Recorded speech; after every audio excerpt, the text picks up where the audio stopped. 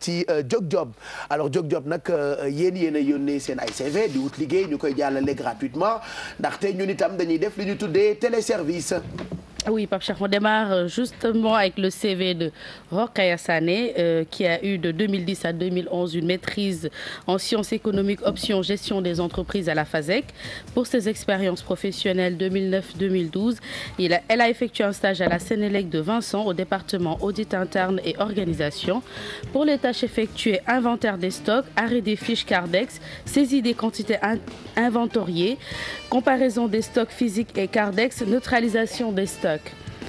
Juillet-août 2012, elle a effectué un stage à la Sénélec de Vincent au département de la comptabilité, cette fois.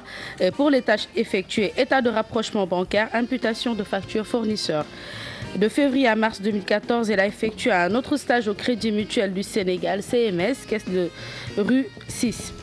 Pour ces domaines de compétences, elle est compétente donc en comptabilité, état de rapprochement bancaire, enregistrement de factures dans un journal, élaboration de factures, contrôle de gestion, inventaire de stock, comptabilité analytique, comptabilité des sociétés, comptabilité approfondie, analyse de documents financiers, élaboration de tableaux financiers. Pour contacter Rokhaya Sané, ce sera par mail à kia14@hotmail.fr. Nous avons également le CV de Pape Cissé qui a eu en 2012 un DTS en maintenance réseau informatique à l'École supérieure des technologies informatiques ESTI. Pour ses expériences professionnelles, janvier 2013 à janvier 2014, il a effectué un stage au GREM Groupe Recherche Appui Initiative des Mutualistes de Thiès comme administrateur réseau et maintenance. Août à novembre 2011, il a effectué un stage au Technus de Thiès. Pour contacter notre candidat Cissé Pape sera toujours par mail à p6c786@yahoo.fr. Pape Cheikh, c'est tout ce que nous avons aujourd'hui comme Rokhaya Sané ak Pape Cissé. Et je redis encore ce que j'ai dit hier. Seen CV dafa riche. Pourquoi amaguñu liggéey pourquoi joxekatu liggéey di hésiter pour les contacter mais contactez-les leur mail est là si su fekkee fàtte ngeen ko ngeen contacter ñu comme ça ñun ñu jox leen seen ay mail directement ngeen contacter leen ñoom ñu mën a commencer liggéi. Exactement voilà. Pape Cheikh donc li may insister rek tey mooy domaine de compétence dans un CV.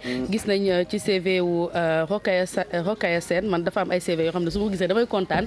côté mise en page c'est bien écrit c'est bien fait. dañuy respecter consignes quoi. Exactement parce que ñun dañuy joxe ay consignes de sécurité. gis nga man ni may neexee noonu ma am choisir CV bi noonu la recruteur bi di attirer ba mën a jël CV bi jël temps wam lire ko également sans faute ni rien et puis soo demee ba ci biir def na domaine de compétence et puis c'est clair soo xoolee mise en page bi dafa def stage année bi mu ko am def na tâches yi nga xam ne moom la effectué ci entreprise boobu c'est-à-dire di nga permettre recruteur bi sax dootul jël temps bu bëri pour poser la yenn questions yi parce que toutes les informations se trouvent dans le CV.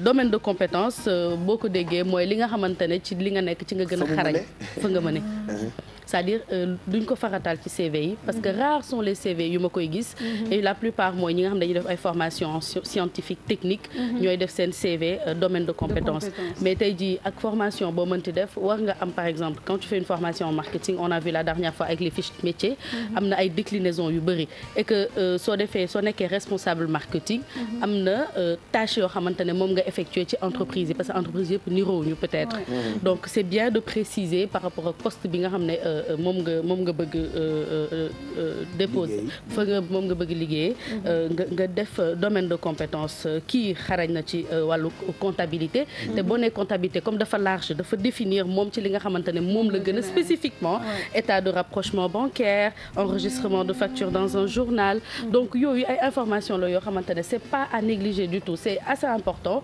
domaine de compétence je demande encore pour ñi nga xamante ne daanuñu ko def seen CV ñu koy def seen CV et toujours Pape Cheikh donc bala nga may yemale waat. mais balaa nga koy yemale est-ce que ce serait pas bien pour une prochaine fois de faire une démonstration sur le. à l'écran pour montrer voilà parce que parfois aussi si lii marqué na la. de maanaam de le montrer directement comme ça à la personne. c'est-à-dire j'en avais parlé à Pape Samba il y a pas longtemps pour ne que ce serait bien qu'on ait le CV en tant que tel ni ñu ko yónnee pour qu'on voit à peu près ça nous permet de corriger en direct mais techniquement je pense que. voilà c'est possible on fera ça ci biir semaine bi. comme ça nit yi mën a comprendre. En tout cas demain Pape Cheikh semaine bi yëpp maa ngi koy waxtaanee réponse à une lettre à une demande à une annonce d'emploi donc dinaa ci def démonstration. wax fu ci nekk lettre bi tur bi fan la war a nekk. lan nga moo war a nekk ci contenu bi ba ci signature yi et puis donner ci suuf quelques exemples yoo xamante ne en général moom ngay nuyoo moom ngay tàggatoo. parce que yenn saa yi ni ngay nuyoo Pape Cheikh xam nga dafay nuyu yu rëy dem naan ko haute bienveillance. waaw bind naa ko ba tey. dangay def. cordialement. espérant. une réponse ou une suite favorable à. non mais eh bien je viens par cette présente. non di nga gis ma doon ay réponses yu ay tàggatoo yu rëy ay nuyoo yu rëy. l'état de votre santé et celle de ta famille quant à moi Dieu merci laa koy daaneel. chef directeur d'entreprise je vous demande l'état de ta santé et celle de ta famille quant à moi Dieu merci. bind sama lettre de motivation. à condition que patron bi ngéwéle. jërëjëf Kia kon soxla bu teew ay nelaw. ay nelaw faju ay nelaw mënu koo faj ku ci xëy fajar na nga dem liggéey bu ko defee. wala boo ko amul nga wuti ko. parce que loolu defe naa mooy tax dëkk bi jëm kanam.